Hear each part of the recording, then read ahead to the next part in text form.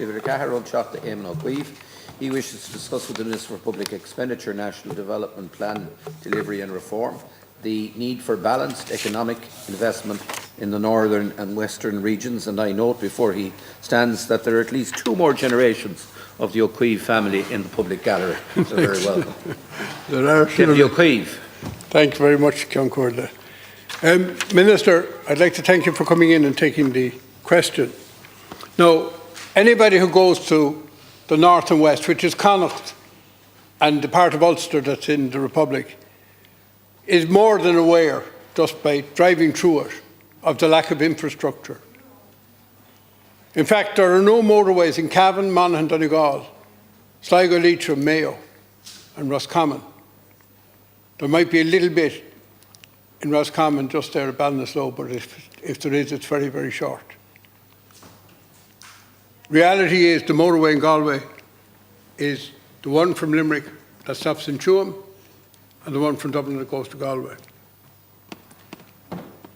When we look at grid infrastructure, it's totally insufficient, even though places like the rural areas of Connacht are high possibility areas for onshore wind generation. When we look under the ground, we find that there's a very high number of houses that do not have any public water supply. They're dependent on wells and streams, which everybody knows are unsuitable. When we look at towns, we see that they're unsewered. Many of the villages do not have any public wastewater systems in them and they can't expand. When we look at the towns that do have them, they're totally inadequate. And on and goes when you actually look on the ground at the reality. And I did raise this in the form of a parliamentary question, and I hope they haven't regurgitated a parliamentary question, in which they listed a small number of projects that have been done. A very small number of projects been done. They mentioned the Ballahadreen to Scramog Road and so on. But what hasn't happened and what has got worse is that the percentage of the expenditure going to the most deprived region in terms of infrastructure is way beneath its population share. I'll give you the figures.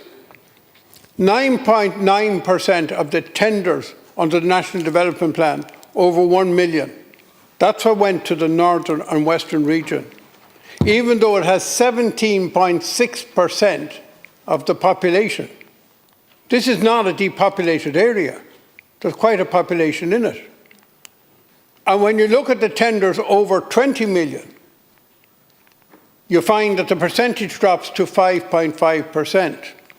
Now, I've no doubt that the Department of Public Expenditure will point out that there are some schemes and infrastructure projects that span into different regions and might not be covered. The National Broadband Plan is that, and I would say that's true. But even if we strip that out, there's a total disparity. And the analysis has been fairly thorough in that regard. There are, for example, and something that would be dear to your heart, except for Galway City has 2 research centres. There are no other research centres from Letterkenny to East Cavan and from East Cavan all the way down to Galway, except 2 in Galway City. Therefore, Minister, what we need is reversal. I remember back in the noughties when we started doing the motorways, I raised a very valid question in relation to the need for infrastructure in the west and how the motorways were going to the south and the southwest and to Galway. But if you took an arc from there around, there was very little going in, and I was promised in the next iteration, and it was in Transport 21, that the next iteration would make up for that. This disparity has continued, and it would always seem to me that, you know, when you do things in a cost-benefit analysis, the way they do them, which is false, it'll always be skewed to where the maximum number of people are. And you actually are creating problems of overpopulation in some areas and total depopulation in areas that could do with the population, have the schools, have the social infrastructure, have the sports facilities, have the health centres and whatever, and could actually do with the population, and we're actually exacerbating our problems by not having balanced regional development. And every document that comes out is balanced regional development. But when I got the parliamentary reply on this, they said, no, it's up to each line minister. But I would have Thank you, thought Deputy. that the delivery of National Development Plan projects would have had an overarching by the Department of National Development Plan delivery, and that they would have ensured that in the round there was balanced regional development. Well, Mr. Lawless, there's one for you now.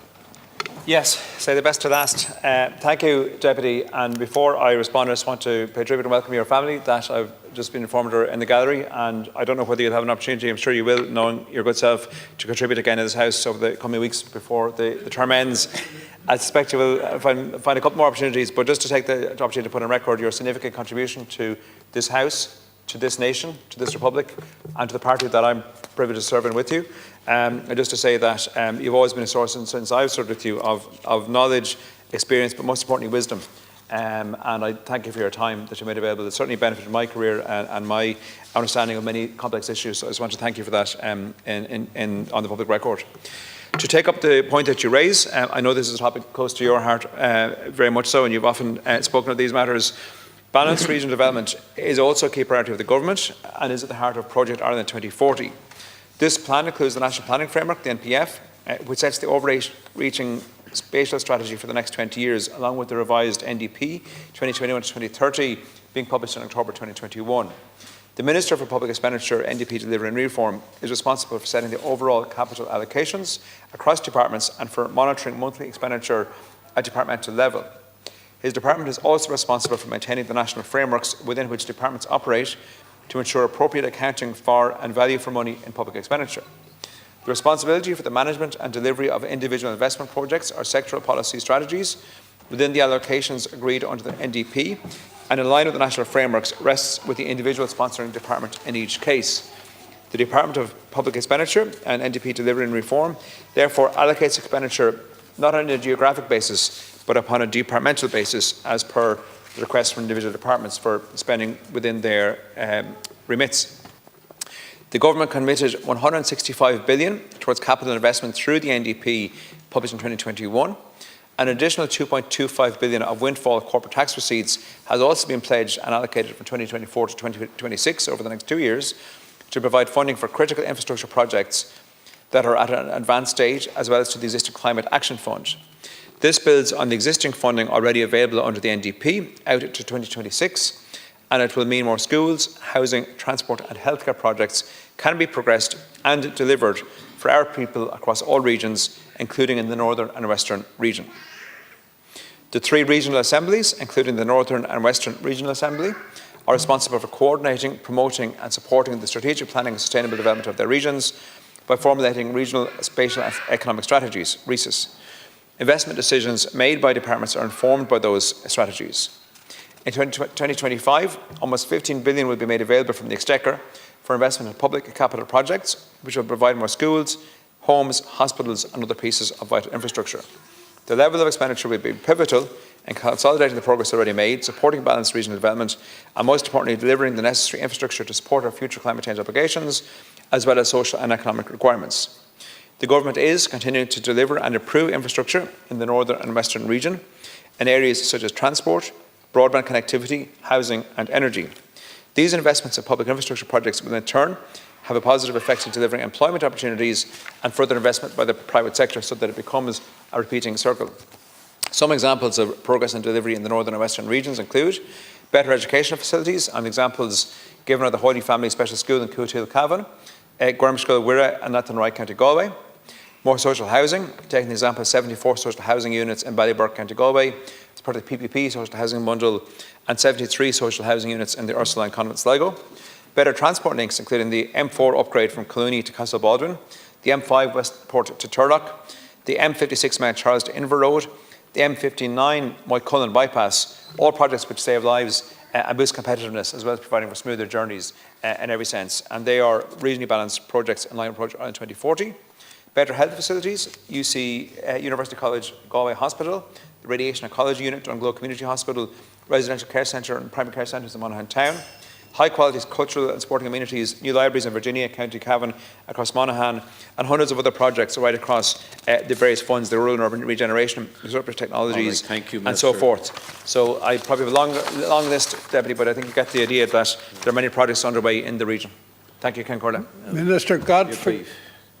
God forbid the day that anyone would ask for the same list for the eastern region. You'd be here for a week. The reality is 9.9%. That's what you called out. Where is the missing 9%? Or if I take projects over 20 million, because we always get small projects, but there's big things needed. If I take things over 20 million, then we're missing 12%. In other words, 17%, and we only have 5%, so you nearly need to treble the input of projects. And Minister, if we look at, for example, rail investment, we haven't, despite the fact that there was a commitment in Transport 2020, and there was a government decision, and I checked that, made in the noughties, to extend the railway line to Tuam and to Claremorris. It hasn't happened yet. As I pointed out, there are many houses in the west of Ireland that do not have a public water supply. There are a whole lot of complications that arise out of that situation. So we need rebalancing of the infrastructure spend. Now, it seems to me absolutely extraordinary that there's this mantra of balanced regional development again and again and again. And then you say, no, we just leave it to the departments, away they go, and they don't answer to anybody for balanced regional development. And that it is just what it is, a mantra that doesn't have any meaning. And when you challenge that mantra with hard figures, that all you get is the department coming back, regurgitating a reply they gave in the Dáil to me with the same answer and not addressing the issue and the same litany. And I'm not blaming you individually for coming in here with a script given by the department. But I have to say, it is time we got balanced regional development. And to be quite honest, it would take a lot of pressure off the east coast of this country if we had balanced regional development. As somebody who spent quite considerable time within my life developing in the development role, developing industry, developing social services and so on the ground, the reality was the biggest inhibitor was a lack of basic infrastructure. With the tolerance of the Count Corla, I started off when it took me a year and a half to get one telephone line. In certain ways, relatively speaking, we haven't progressed since. Minister Lawless. Hey, thank you, Deputy, and I note everything you say, and it's a very strong contribution. And I suppose I have to reiterate that the goal on one of the core objectives of Project Ireland 2040 is strengthening rural economies and rural communities. And building up and improving services for the population does require significant investment in infrastructure now and into the future, that's undoubted. And prioritising key social and economic investment has been a critical component of the government in supporting Ireland's growth and in delivering better fit-for-purpose public services. Through the record investment of 165 billion set out in the NDP, along with additional capital, as I mentioned, from windfall receipts, the government has demonstrated its commitment to infrastructural spend and increased infrastructural spend and investment right across the country. The total capital investment in 2025 will be almost 15 billion, highest annual spend to date in the country, and the government is investing sums well above the EU norms in current and future years of the NDP. And I appreciate your point, Deputy, that those should be better spread across the regions, and there should be an allocation well above 9%, as you say, for the Western region. And I suppose the departments have choices to make in terms of spending, and there's a number of criteria that they assess those on, and perhaps that should form part of that matrix in future. So I hear the point you make there.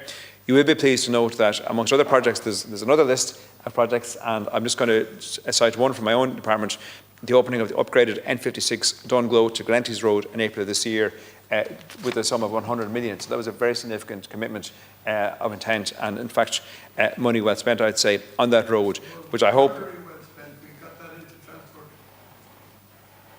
2020 way back in the day, and by that it was needed, and a lot more to go with it. Well, it's welcome. The fact that it's actually happened, I think, is very welcome. So look, I hear the points you make, Deputy, and the government will continue to make efforts to boost NDP delivery and indeed to strive towards regional development. Thank you. Thank you, Deputy. Thank you, Deputy Ó Cuív.